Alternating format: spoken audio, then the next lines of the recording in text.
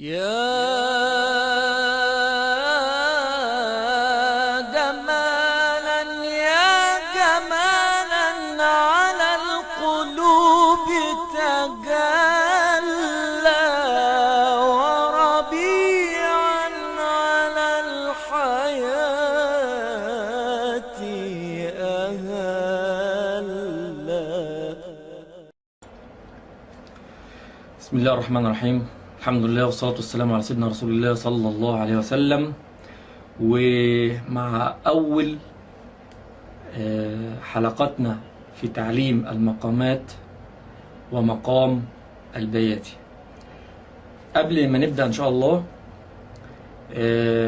معنا كده يكون معنا ورقة وقلم كويس، وهنكتب بيت شعر.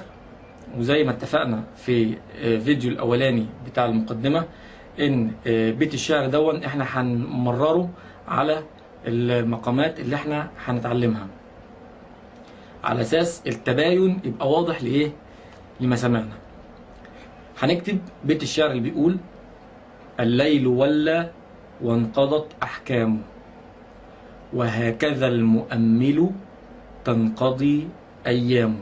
تاني: الليل ولى وانقضت احكامه، وهكذا المؤمل تنقضي أيامه.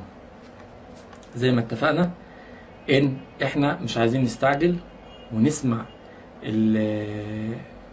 المقام أو نسمع المقام كويس مرة واثنين وثلاثة في اليوم.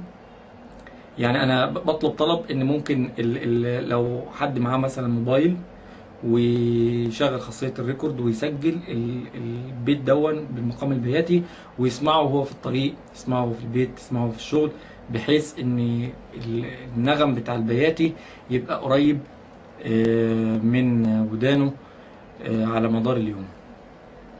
هنبدأ ازاي بقى؟ وخد بالك ان مقام البياتي ده المقام اللي بنبدأ بيه القراءة، ده المقام اللي بنبدأ بيه القراءة، وهو مقام بيمتاز بالخشوع، بيمتاز بالرهبة، في تصوير الرهبة، في الخشوع، الرضا. خدت بالكم؟ فلما نيجي نقول البيت دون بالمقام البياتي نقوله ازاي؟ اسمع كويس وسجل. الليل ولى وانقضت أحكام، وهكذا المؤمل تنقضي أيام.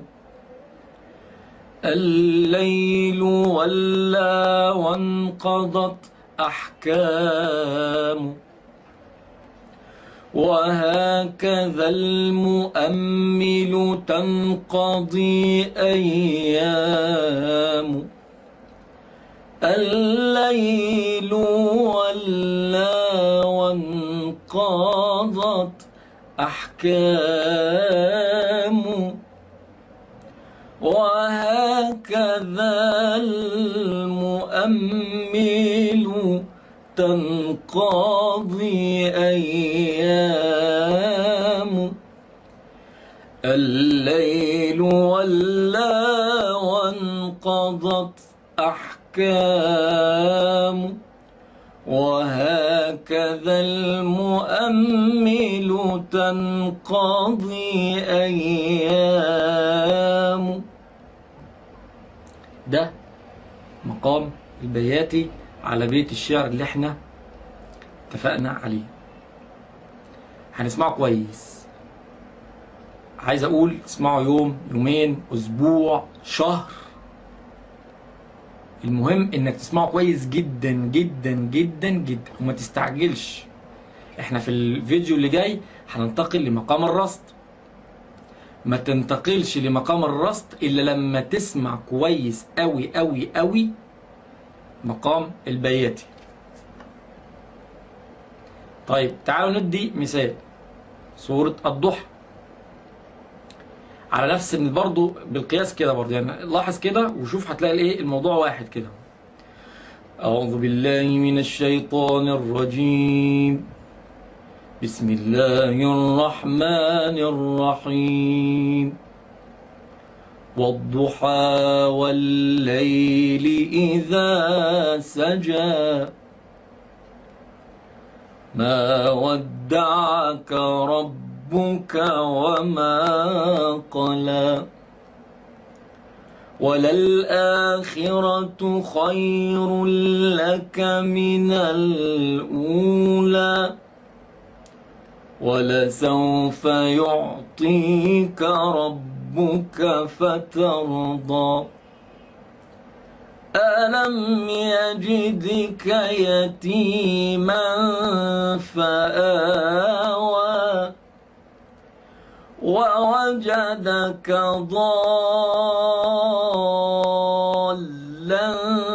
فهدى ووجدك عائلا فأغنى فأما اليتيم فلا تقهر وأما السائل فلا تنهر وأما بنعمة ربك فحدث صدق الله العظيم. طبعا احنا قرأنا سورة الضحى بمقام البيات كلها كده بمقام البيات، على اعتبار بقى ان احنا لما نيجي ننتقل للمقام اللي بعد كده اللي هو مقام الرصد. بس قبل ما نروح للمقام اللي جاي لازم نكون سمعنا البياتي كويس جدا، ما تستعجلش. خد بالك انك انت لو لزق البياتي معاك وعرفت تميزه ثق تماما ان المقامات اللي بعد كده انت خلاص يعني ودانك عرفت التباين وعرفت التمييز، فهتبقى سهله بعد كده بقى تعرف العجم وهتعرف الحجاز وما الى ذلك. ونقدر نقول كمان ان بيبقى يعني مناسب جدا للايات اللي فيها مناجاة مع ربنا وفيها تضرع خشوع. تمام. ربنا لا تؤاخذنا إن نسينا أو أخطأنا ربنا ولا تحمل علينا إصرا كما حملته على الذين من قبلنا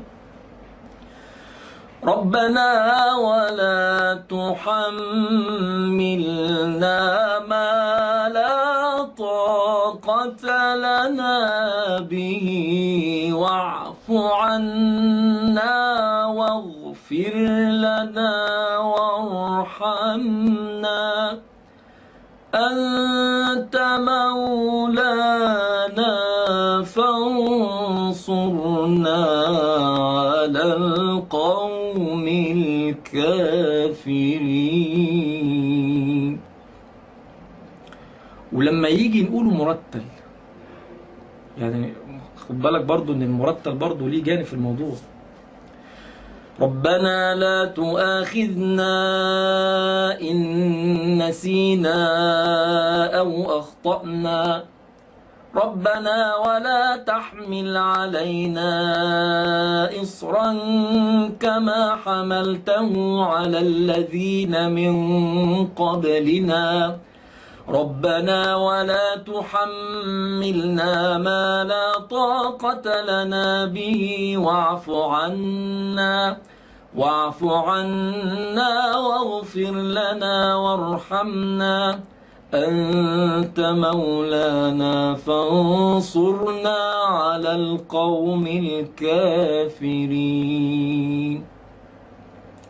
صدق الله العظيم. احنا كده ادينا المقام في مرتل في مجود ومع بيت الشعر. اتمنى ان شاء الله ان نكون استوعبنا مقام البياتي، وان شاء الله في الدرس اللي جاي او في الفيديو اللي جاي هننتقل هناخد اخر البيت كده وننتقل منه الى مقام الرصد اللي بيسموه سلطان المقامات. اشكركم، والسلام عليكم ورحمة الله وبركاته.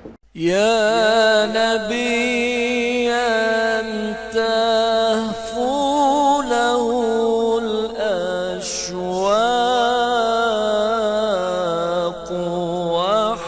وحبيبا تسمو له